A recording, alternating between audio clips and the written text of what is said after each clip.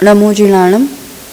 स्वदोष शांत्यावितात्म शांति शांतिर्विधाता शरणं गतानां भूयात् भवक्लेश भयोपशान्ति शांतिर्जिनो मे भगवान् शरण्य। दर्शनं यस्य वैराग्य वर्धकमगनाशकं प्रशांतिदायकं चाहं वंदे सुनीलसागरम। जय बोलो देवादिदेव गजाराट श्री अजितनाथ भगवान की। शांतिनाथ तीर्थ क्षेत्र पर विराजित अतिशयकारी शांतिनाथ भगवान की। तपस्वी सम्राट आचार्य सन्मति सागर जी महाराज की। चतुर्थ पट्टाधीश्चर्या चक्रवर्ती एवं प्राण गुरु श्रेष्ठ आचार्य सुनील सागर जी गुरुदेव की। एक बार की बात है, एक धर्मात्मा, एक धर्मपत्नी और एक अच्छा परिवार था। बस दोनों की विचारधारा थोड़ी सी अलग थी। पुत्र रत्न की प्राप्ति के बाद उनके पति का यही था कि मैं इसको बहुत बड़ा गवर्नमेंट ऑफिसर बनाऊं और बड़ा व्यक्ति बनाऊं। और जो धर्मपत्नी थी, मतलब बच्चे की माँ का एक ही भावना थी कि इसको कोई अच्छे गुरुकुल में, वैसे कोई विद्यालय में रखा जाए ताकि संस्कार भी उसके अच्छे बने रहे। दोनों की बहुत बहस होती, पर फिर चलती तो आखिर में पुरुष की है, पिता की है। और उसको वैसे जो आज का चलन है कि बड़ी स्कूल के नाम पे जो कॉन्वेंट या इस टाइप की जिसमें वैसी पढ़ाई और स्टेटस माना जाता है, वहीं पर पढ़ाई कराई गई और उसकी मेहनत, माता पिता का आशीर्वाद, बन भी गया एक अच्छा अफसर। दूसरा बेटा हुआ, दूसरे के लिए भी माँ ने बहुत जीत करी कि उसके लिए भी, इसके लिए तो मान जाओ, बड़े के लिए तो आपको जैसा करना था आपने कर लिया। पर पिता नहीं माने और वो भी वैसे स्कूल में अच्छे से पढ़ाई करके एक अच्छा जॉब करने लगा बड़े पैकेज के साथ। तीसरा भी पुत्र हुआ। अब इसके लिए माँ नहीं मानी और उसने अपने तरीके से उसको एक अच्छे से गुरुकुल में एडमिशन कराया और वो एक अच्छा विद्वान बन गया।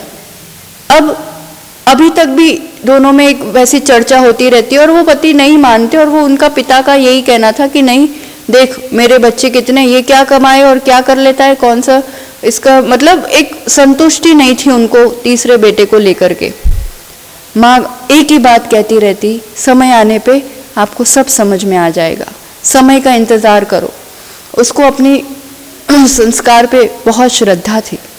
हुआ ऐसे, एक बार बहुत ज़्यादा बहस छिड़ गई, तब उसने प्रूविंग स्टेज पे बात आ गई। तो उस माँ ने क्या किया, एक शाम की बात है कि उस माँ ने थोड़ा सा वैसा एक नाटक, पिता को कह दिया कि आप एक कमरे में बंद रहना, और उसने थोड़ा वैसा नाटक और वैसा वेश बना दिया जैसे पिता ने उसकी बहुत पिटाई की हो और एक ज़्यादा जुल्म किया हो, बहुत बड़ा झगड़ा उन दोनों में हो गया हो, इस टाइप का पूरा अपनी वेशभूषा, और वो वैसे बाल वाल खुले और थोड़ा नाखून वाखून लगा के वैसे बैठ गई, रोने लगी। इतने में बड़ा बेटा आया और वो अपनी मस्ती में मस्त ऊपर जा रहा था, माँ की तरफ नज़र भी नहीं पड़ी। माँ थोड़ा और जोर से रोने लगी तो थोड़ी आवाज़ आई तो उसको लगा हाँ भाई क्या बात है। तो माँ ने थोड़ा बोला, देखने तेरे पिता ने ऐसा किया, ये वो। तो बेटा तो ऐसा, मतलब उसको कुछ मतलब नहीं था कि ये क्यों ऐसे कर रहे हैं, और एक ही इतना ही बोल दिया कि पिता सठिया गए हैं क्या, उनको बुद्धि नहीं है, सुबह देखूंगा, अभी तो मुझे जाने तो बहुत थका हारा हूँ। और वो अपने कमरे में चला गया। दूसरा बेटा आया, दूसरे बेटे के सामने भी ऐसा ही कुछ थोड़ा सा सीन क्रिएट हुआ, और दूसरे वाले ने भी बिल्कुल गौर नहीं किया कि तुम लोग को कोई अक्ल है कि इस उम्र में यही करने बैठे हो, तुम तो अच्छे से अपने वो ओल्ड एज होम में जाओ, तुम्हारे जैसे बहुत मिल जाएंगे, तो तुम वहाँ शांति से रहते, हमारा माथा मत खाया करो, दिन भर के हम थके हारे आते और आपको ये तमाशे दिखते, ये वो। बहुत बहुत ज़्यादा अनाप शनाप पिता के लिए भी और माँ के लिए बोल के वो भी अपने कमरे में चला गया। तीसरा बेटा गुरु की सेवा करके लौट रहा था और उसने तो आते से ही पूरा कुछ समझ में नहीं आया, माँ की ऐसी हालत, और माँ ने पिता की शिकायत करना शुरू किया, बहुत रोना और वैसे शुरू कर दिया। तीसरा बेटा कहता है, माँ ऐसी कैसी बात कर रहे हो तुम किसके लिए ऐसे बोल रहे हो, तुम भूल गई जब तुम इतनी बीमार थी तब पिताजी ने ही तो आपकी इतनी सेवा की थी, आप लोग इतना प्यार से रहते हो, कुछ आपने ही गलती की होगी, आपकी बात होगी तो पिता ने ऐसा किया, और मुझे नहीं लगता ऐसा कुछ किया भी होगा। और फिर दोनों को इतना प्रेम से मिला करके बात करके उन्होंने इतने अच्छे, उस बेटे ने उस परिस्थिति को संभाल करके पूरी रात माता पिता के साथ रह करके उनको एक संबल दे करके फिर सुबह सुबह तीनों जन नहा धो के मंदिर चले गए। पिता के लिए कुछ कहने की जरूरत नहीं पड़ी। ये पूरा सभी चीजें जो घटित हो रही थी वो कमरे में बैठे बैठे सुन रहे थे और वो माँ के आगे बिल्कुल ऐसे हाथ जोड़े खड़े हो जाते हैं कि मान गया मैं, तू कह रही थी कि जो कह रही थी बहुत सच है कि सिर्फ बाहर की पढ़ाई और बाहर की नौकरी और यही पैसा नहीं, संस्कार और संस्कृति अगर है तो वो गुरुकुल की पढ़ाई से है। और ये बहुत बड़ा सच है। आज की दुनिया में जो एक अंधी दौड़ लगी हुई है ना कि ऐसे स्कूल, ऐसा पैकेज, ऐसा स्टेटस, पर परिवार में कहीं पर भी एक एकजुटता, प्रेम, आनंद, शांति, ये चीजें नहीं है। आज के समय में इस तरह का विचार करने वाले, संस्कार और संस्कृति बनी रहे और फिर जीवन में सुख शांति समृद्धि हो, ऐसा एक विचार, ऐसा एक प्रेरणा, ऐसा एक पुरुषार्थ आज जहां हम जिस अतिशय क्षेत्र शांतिनाथ जी में बैठे हैं, प्रतापगढ़ राजस्थान के पास बमोत्तर गांव, जहां ये अतिशय क्षेत्र शांतिनाथ जी की प्रतिमा एक विशाल काय, इतनी मनोहारी और अतिशयकारी प्रतिमा है। आज तक ये रहस्य नहीं पता चला कि इतने छोटे से दरवाजे से इतनी बड़ी प्रतिमा आखिर वहां पर विराजमान हुई तो कैसे हुई। देवी देवता भी जिनकी सेवा करते हैं, ऐसे इस छोटे से रमणीय क्षेत्र पर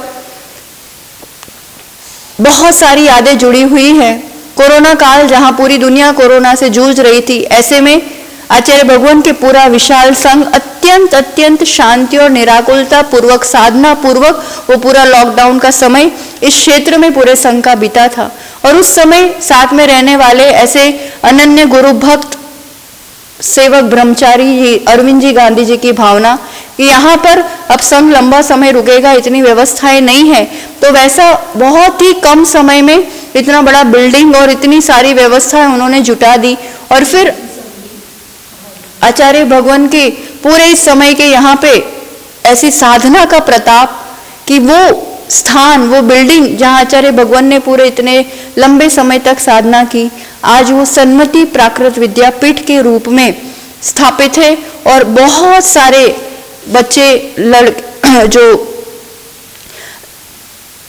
युवा विद्यार्थी गण जो भी है वो सभी आज यहाँ बहुत उच्च शिक्षा को प्राप्त करते हुए संस्कार और लौकिक शिक्षा के साथ धार्मिक शिक्षा ग्रहण कर रहे हैं। बहुत सारे बच्चे आज यहाँ पढ़ रहे हैं। एक प्रतिभा स्थली है आचार्य विद्यासागर जी महाराज जी की एक उत्तम सोच बेटियों को लेकर के, और ऐसा ही एक स्थान सन्मति प्राकृत विद्यापीठ जहाँ लौकिक शिक्षा के साथ ऐसे संस्कार, एक गुरुकुल अभी पास में भी जगह ली गई है और बहुत बड़े गुरुकुल की भी आज स्थापना हो रही है। तो आज के समय में ऐसे स्थान और फिर माता पिता का ऐसा विचार और सबसे हट करके ऐसे स्थानों में अच्छे अच्छे घर के बच्चे हैं, ऐसा नहीं कि बहुत गरीब हैं या बहुत जिनके पास कुछ नहीं है वही बच्चे पढ़ रहे हैं, बहुत अच्छे घर के बच्चे भी यहाँ पर इस रूप से शिक्षा और संस्कार प्राप्त करने के लिए यहाँ रहते हैं। आचार्य भगवान का परम परम परम उपकार है ये कि आज ऐसे क्षेत्र पर इतनी अच्छी व्यवस्था के साथ और फिर विद्यार्थीगण यहाँ पूरी चहल पहल इतने इस क्षेत्र के साथ सबसे बड़ी जो एक आज के समय की जरूरत है और इस चीज का ध्यान रखते हुए यहाँ ऐसी भी उत्तम व्यवस्था है कि जो भी बुजुर्ग मुनि आरिका या जो भी संयमी त्यागी हैं, जो अब ज्यादा विहार नहीं कर पाते हैं और उनको अपनी संयम साधना का पालन करना है, तो उनके लिए इतनी उत्कृष्ट व्यवस्थाएं, साधना के अनुकूल स्थान और सब तरह से है कि संघ के भी यहाँ बहुत ऐसे वयोवृद्ध मुनि आरिका शुल्लक शुल्लिका रहते हैं और सबके लिए द्वार खुला है। जिनके लिए भी आपको लगे कि ऐसे कोई संत हैं जो अकेले पड़ गए हैं या जिनके लिए व्यवस्थाएं नहीं बन पा रही है या ज्यादा विहार नहीं कर पा रहे हैं, तो ये शांतिनाथ जी क्षेत्र पूरी और यहाँ पूरा ध्यान रखा जाता है। श्रावक गण भी आते हैं, आहार की भी व्यवस्थाएं पूरी बनती है, स्वास्थ्य की भी अनुकूलताएं देखी जाती है और फिर जब ऐसा समय दिखता है तो पूर्ण रूप से संलेखना पूर्वक समाधि मरण भी कराया जाता है। वैसे यहाँ पूरी व्यवस्था है। तो इस रूप से इस क्षेत्र की पूरी काया पलट हो गई आचार्य भगवान के इस प्रवास काल से। और हम लोगों की भी बहुत सारी यादें, क्योंकि हम अपने संयम काल का सबसे गोल्डन पीरियड वही मानते हैं जो 7, 8, 10 महीने, 1 साल जो इस क्षेत्र पर पूरे संघ के साथ जो साधना और स्वाध्याय हुई। मैं तो इस क्षेत्र के साथ जो उपलब्धियां हैं और जो मेरी एक विशुद्धि है उसको कभी भी नहीं भुला सकती हूँ। सबसे फेवरेट स्थान है हमारा।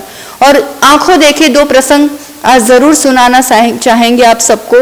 आचार्य भगवान के अनुशासन, आचार्य भगवान की ऐसी एक स्थिरता और अपने कृति कर्म को लेकर के, अपने मूल गुणों को लेकर के, ये तो है ही, इसलिए तो वो चर्या चक्रवर्ती कहे जाते। पर ये निश्चय जीवन के साथ व्यवहार भी उतना ही दया करुणा, जहाँ वो चीज पहले दिखेगी। आचार्य भगवान कहते हैं जहाँ कोई दुख में दिखे तो सामायिक छोड़ के भी पहले उस जीव के दुख दूर करना, उनकी वैयावृत्ति करना, और वो खुद ऐसा करते थे। जस्ट यहाँ के सामने का कमरा है और वो सीन हमें याद आ रहा है। आहारचर्या के बाद इसी प्रांगण में 20-25 चौके लगते थे, परिवार यहीं रहते थे और एक अद्भुत वातावरण था यहाँ का। आहारचर्या के बाद आचार्य भगवान अपने कक्ष में सामायिक के लिए गए। सामायिक के लिए बस वो दिग्वंदना कर ही रहे होंगे, कमरा बंद था और वहां उनको उनके कानों में एक छोटे से पिल्ले, कुत्ते का पिल्ला होगा, उसकी आवाज सुनाई दी। वो रो रहा था बहुत, थोड़ा ठंड का भी समय था ही, तो उनको चैन नहीं पड़ा कि इतना छोटा पिल्ला और रो क्यों रहा है, आवाज कहाँ से आ रही है। उन्होंने थोड़ी सी नजर की, कमरे के पीछे ही थोड़ा सा स्थान था, वहां से आवाज आ रही थी। अब वो निराकुल होकर के सामायिक में कैसे बैठ सकते हैं जहाँ किसी जीव की वेदना की, दुख की इतनी आवाज आ रही है। उन्होंने वहां दरवाजा खोल के, हम लोग भी थे, मैं और माताजी, और पास में दूसरे जो जिन्होंने आहार कराया था वो भक्तगण थे, थोड़ा सा इशारा किया कि मौन तो हो ही जाता है आचार्य श्री का, तो मौन में इशारा किया कि पीछे सुनो, कोई कुत्ता रो रहा है और उनके लिए थोड़ा सा दूध, रोटी वगैरह लेके जाओ। तत्काल अपने सामने वहां कुत्ते के बच्चे के लिए थोड़ा रोटी दूध गया, उसने खाया, वो थोड़ा शांत हुआ और फिर आचार्य भगवान ने सामायिक प्रारंभ की। कितनी एक करुणा या फिर जीव मात्र के लिए प्रेम या जीव मात्र के लिए सुख की जो भावना, हमें तो हमेशा यही लगता है कि आचार्य भगवान का जो एक इतना विशाल उदार दृष्टिकोण और जिस रूप की दया उनके हृदय में सब जीवों के प्रति है, निश्चित रूप से आगे ये साधना उनके लिए तीर्थंकर पद की प्राप्ति के, जीव मात्र के कल्याण के लिए ये दिव्यात्मा निमित्त बनेगी।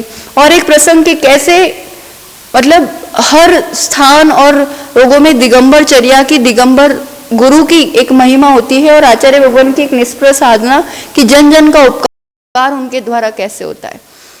अष्टमी का ऐसा कुछ दिन था, आचार्य भगवान का तो उपास रहता है। बिल्कुल ऐसा कोरोना वाला टाइम था कि सब तरफ से गेट्स लॉक रहते थे, किसी की भी एंट्री नहीं होती थी। यहाँ जितने लोग रहते थे उतने ही थे। और ऐसे बाहर एक थोड़ा बाग जैसा बना हुआ है, वहाँ पे एक शिला पे आचार्य भगवान बैठे हुए थे। धूप का समय था, हम सब आहार करके वहाँ आचार्य भगवान के पास प्रत्याख्यान के लिए पहुँचे थे। वो दृश्य आज भी याद है। एक व्यक्ति गेट पे थोड़ा सा दुखी सा दिखाई दे रहा था। आचार्य भगवान ने इशारा किया कि इनको आने दो। और वो जो व्यक्ति अपनी बेटी के साथ वहाँ पर आया था वो एक मुस्लिम व्यक्ति था और उसको बहुत रोने लगा और आचार्य भगवान के सामने अपना दुख बताने लगा कि बहुत ज़्यादा परेशान हूँ बेटी के स्वास्थ्य को लेकर। और उसके उस बेटी, बड़ी बेटी थी, कुछ उनके संबंध रिश्ते को लेकर के बहुत ज़्यादा परेशानी थी, बहुत ज़्यादा। और उन्होंने ऐसा कहा कि अब दुखियारा कहाँ ना जाए। उन्होंने अपने तो सब उपाय कर ही लिए थे। किसी ने बताया होगा कि यहाँ किसी माता की चौकी लगती है, तुम वहाँ चले जाओ, वहाँ तुम्हारी परेशानी दूर हो जाएगी। पास में ही कोई वैसा स्थान होगा। तो वहाँ पर जब वो गए और वहाँ पर जिस व्यक्ति को वैसा कोई सवारी आती होगी, उनके पास जब वो गए तब उस सवारी ने, जो भी देव आदि होंगे, उन्होंने उनके लिए कहा कि आप यहाँ कहाँ भटक रहे हो, पास में शांतिनाथ जी क्षेत्र पर दिगंबर आचार्य सुनील सागर जी गुरुदेव है, तुम उनके पास जाओ, तुम्हारे सारे दुख दूर हो जाएंगे। एक उस स्थान पे उस व्यक्ति ने आचार्य भगवान के लिए वैसा कहा और वो मुस्लिम व्यक्ति दौड़ा दौड़ा यहाँ आचार्य भगवान के पास आया। आचार्य श्री फिर भी ये सब सुन करके बहुत सहज थे, मौन था आचार्य श्री का। उन्होंने, हम लोग वहाँ बैठे थे, इशारे से पूछा कि क्या खाते हो आप लोग। तो अब जैसा उनका रहता है तो थोड़ा बहुत तो इन लोगों का इस टाइप से खान पीन चलता ही है। तो आचार्य ने इशारा किया कि पूर्ण रूप से मांसाहार छोड़ दो। और सब अच्छा होगा आपके लिए, वैसा आशीर्वाद दिया। और उन्होंने, वो बेटी और वो भैया ने वहीं तत्काल रूप से आचार्य के आशीर्वाद से पूर्ण रूप से मांसाहार का त्याग किया और आशीर्वाद ग्रहण किया। और उस दिन के बाद की बात है, 5 या 6 ही दिन हुए होंगे, वो बेटी, वो व्यक्ति और जिस व्यक्ति को वो चौकी पर जिसको वो सवारी आती थी, तीनों जन दौड़े दौड़े आचार्य जी के पास आए थे कि आपकी कृपा अद्भुत है और हमारी सारी परेशानियां दूर हो गई और बहुत अच्छा है अब हमारे जीवन में। तो ऐसे जातिवाद, पंथवाद, सब चीज़ों का भेदभाव भुला करके जन जन जहाँ इस प्रभु महावीर के चरणों में जैसे आते थे, ऐसे इस वर्तमान के वर्धमान के चरणों में आकर के, ऐसे तो कितने ही प्रसंग है पर इस क्षेत्र पे आकर के यहाँ के जो आंखों देखे प्रसंग थे वो आपको सुनाने में आ गए। बाकी कभी भी राजस्थान में इस तरफ आना हो तो इस क्षेत्र के दर्शन अवश्य करना। शांतिनाथ प्रभु सबके लिए शांति का मार्ग प्रशस्त करते हैं और हम सबके लिए भी इस मोक्ष मार्ग में उस विशुद्धि के साथ हम आगे बढ़ते रहे और उस परम शांति को प्राप्त कर सके, ऐसे ही प्रभु चरणों में प्रार्थना। और आप अपने बच्चों के लिए भी ऐसे सन्मति प्राकृत विद्यापीठ के लिए प्रेरित करें और ऐसे स्थानों को प्रोत्साहन दे और यहाँ पर आगे संस्कार और संस्कृति बढ़ते रहे, प्रभु महावीर के वंशज और प्राकृत भाषा का उत्थान हो, इसी मंगल भावना के साथ जय बोलो शांतिनाथ भगवान की। आचार्य सुनील सागर जी गुरुदेव की।